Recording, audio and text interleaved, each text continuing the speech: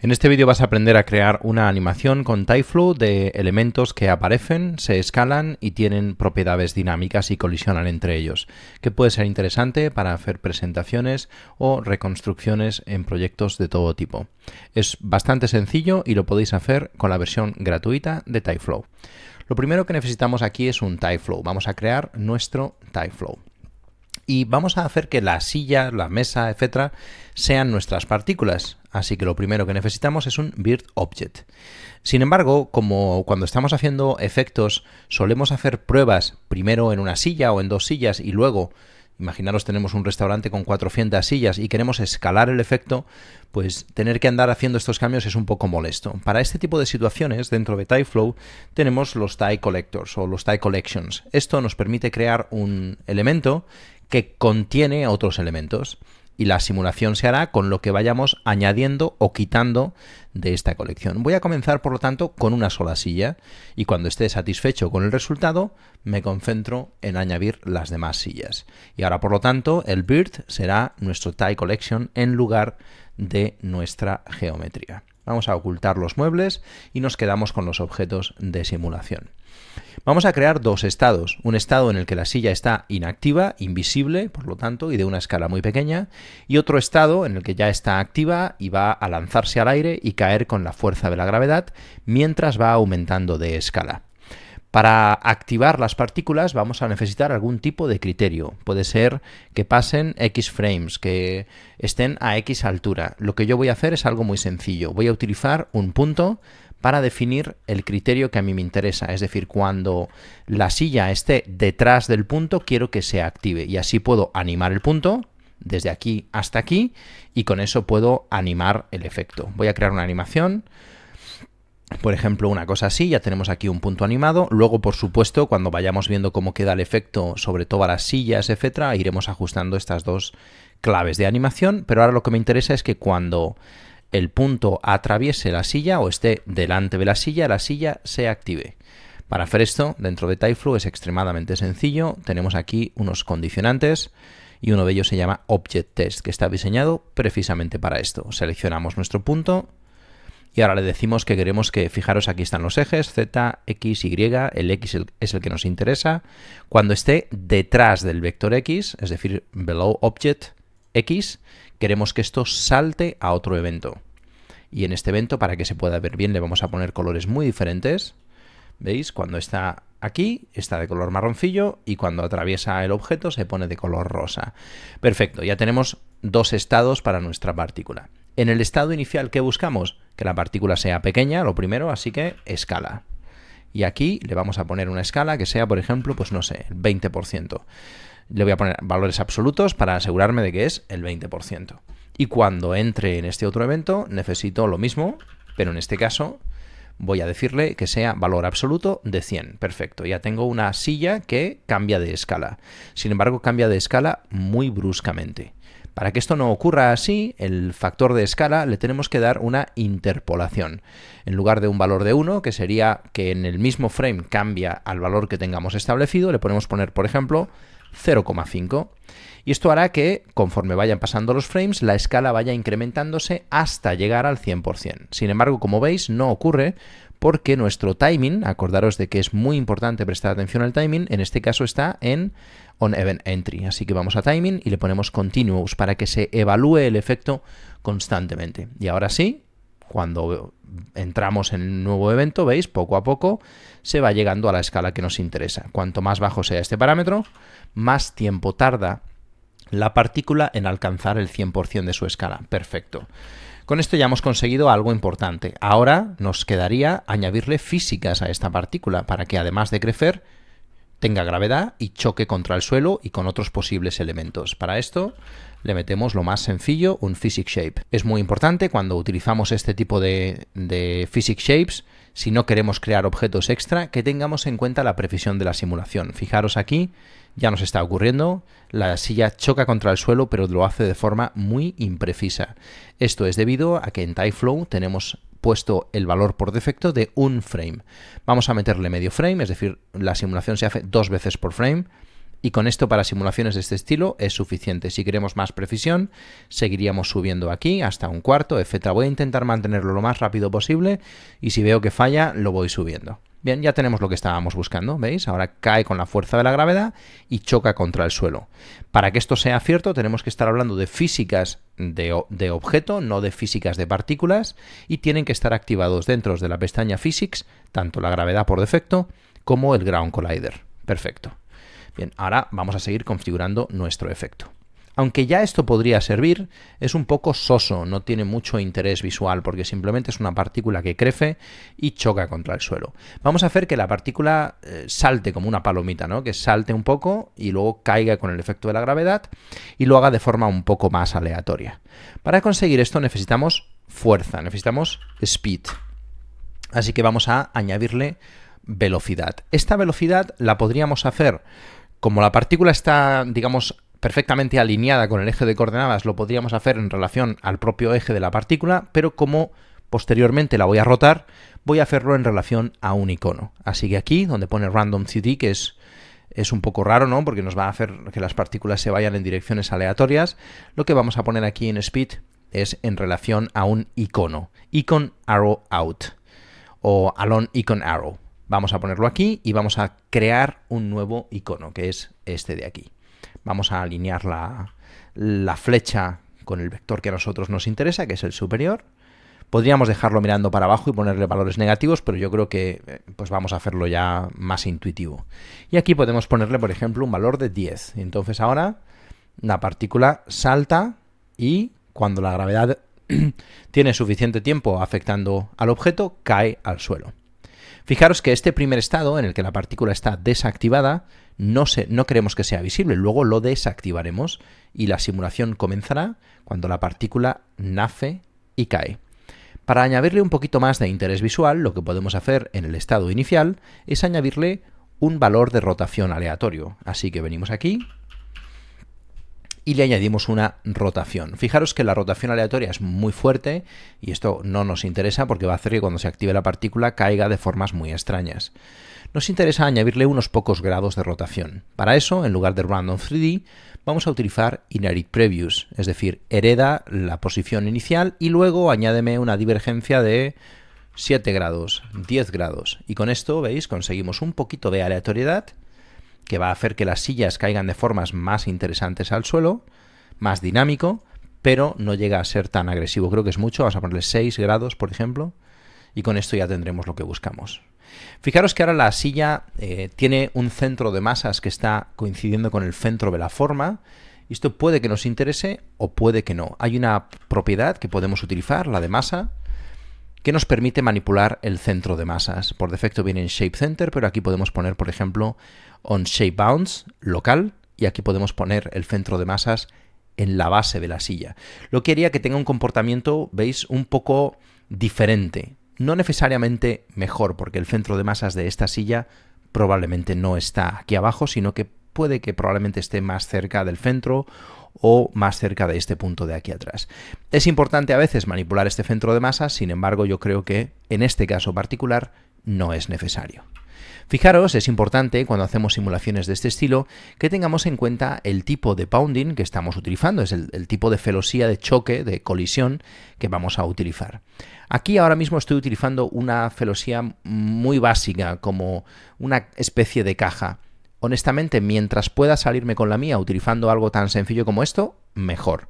Como los puntos de contacto están muy bien establecidos y probablemente esto sea un suelo, de momento no hay problema, pero si en algún momento no nos funciona correctamente, tendríamos que movernos a sistemas más complejos. El de Mesh no funciona para efectos dinámicos, así que probablemente tendríamos que usar este Compound, que se puede utilizar con esferas, que van a hacer una simulación un poco más compleja, o incluso podríamos utilizar este Grid Slice, que es bastante potente, nos permite trofear la geometría en fragmentos y aplicarle un hull distinto a cada trofo de la geometría y muchísimas veces nos permite conseguir de forma muy simple simulaciones extremadamente detalladas y realistas. Sin embargo, repito, si me puedo salir con la mía con caja, inclusive, que es el más básico de todos, ¿veis?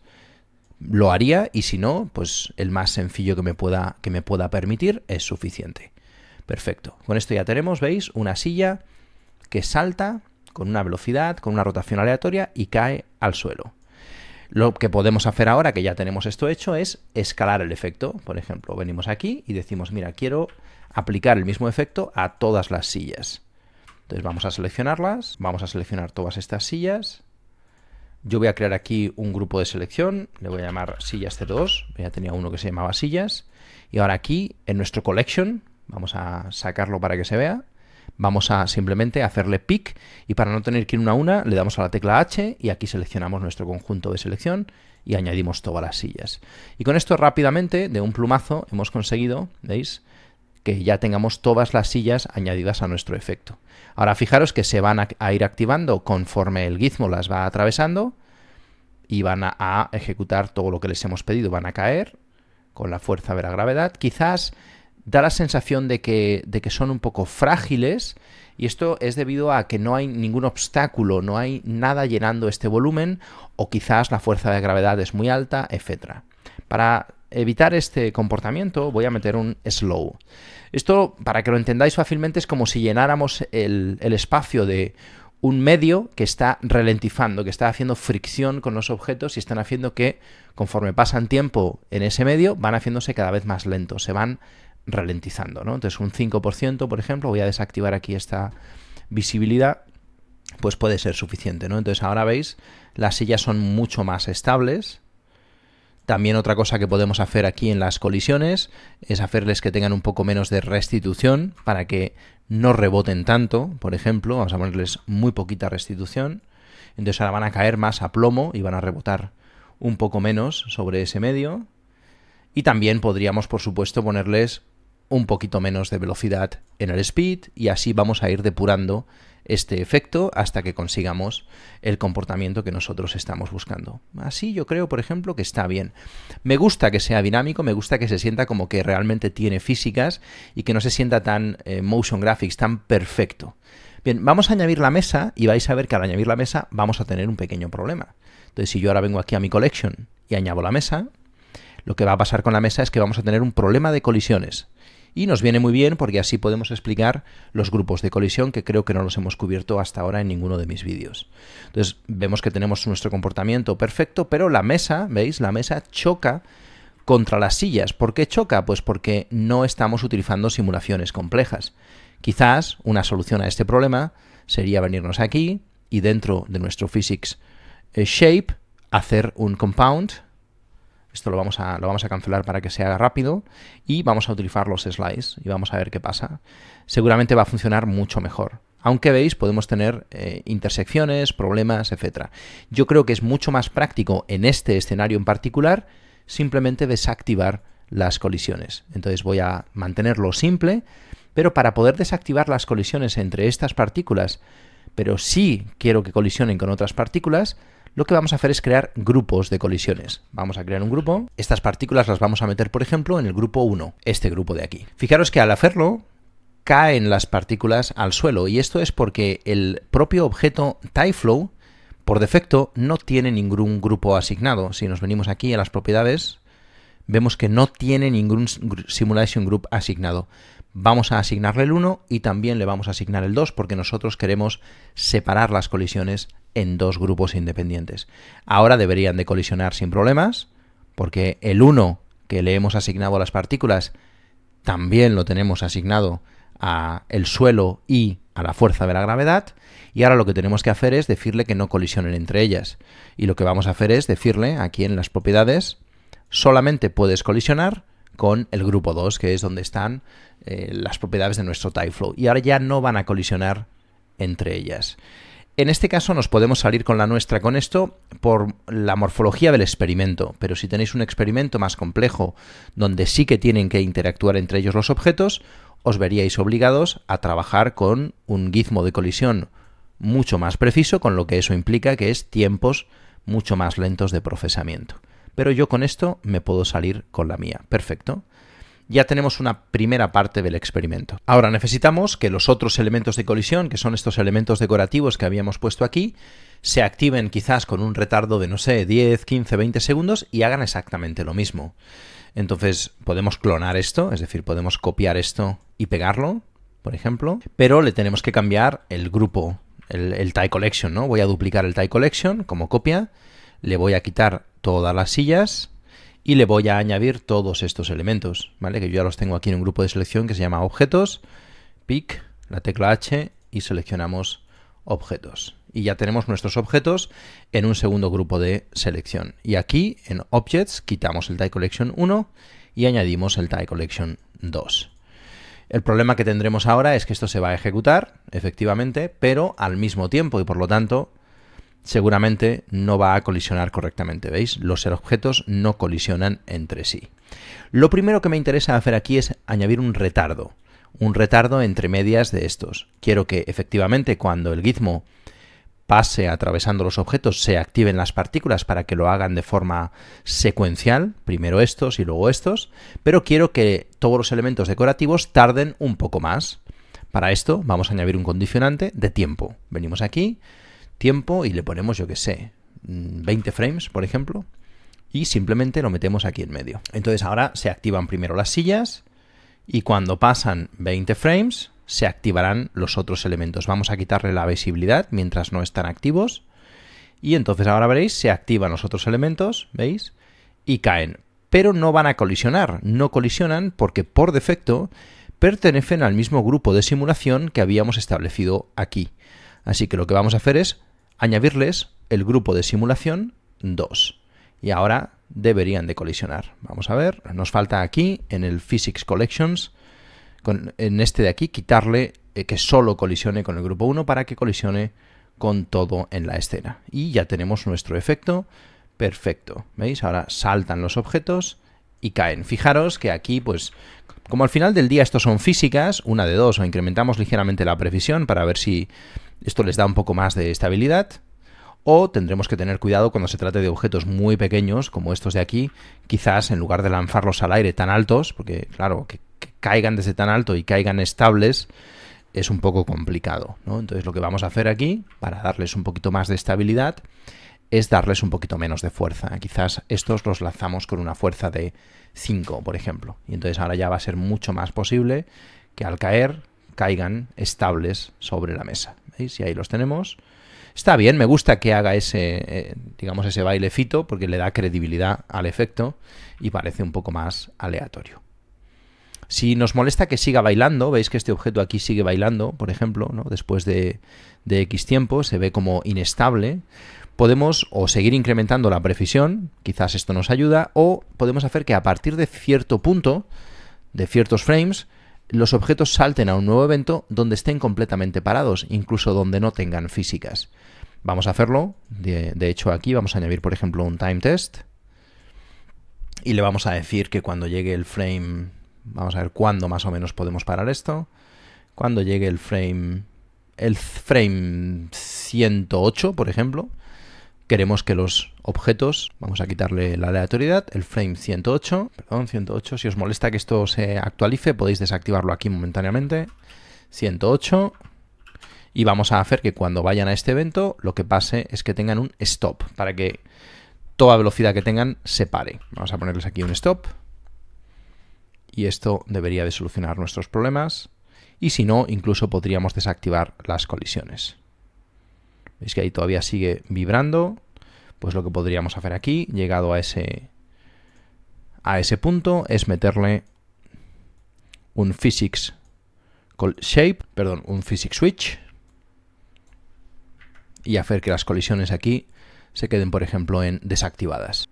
Y entonces ahora tendríamos nuestras partículas y cuando llegan aquí al frame 108 ya se deberían de quedar paradas. Vamos a ponerle frame porque si no lo que estamos haciendo es que sea en relación a la edad del evento. Y ahora sí, las partículas ya aquí se deberían de parar completamente. Podríamos hacer lo mismo también para la mesa y las sillas si queremos asegurarnos de que esto no sigue calculando ningún tipo de colisión tras X tiempo. Y ahora, por ejemplo, para que esto sea consistente de colores, le voy a poner aquí un performance y ya tendríamos nuestro efecto completado. Como veis, Muy fácil de escalar, además, este efecto lo podríamos guardar y si el día de mañana queremos cambiar sobre qué se aplica, solo tenemos que actualizar el gizmo, que es el disparador, y estas dos colecciones para decidir cuáles son los objetos que se ven afectados por este efecto. Como siempre, espero que os haya parecido interesante. Voy a seguir haciendo vídeos de Typeflow, los intercalaré con vídeos, digamos, más populares para que el canal pues pueda seguir creciendo. Pero voy a hacer más vídeos de Typeflow porque a mí particularmente me parece una herramienta muy potente y con la versión gratuita hay montones de cosas que podéis hacer en 3ds Studio Max que antes hubieran sido no imposibles, pero sí bastante más complicadas de realizar. Así que espero que os haya gustado y nos vemos en la próxima.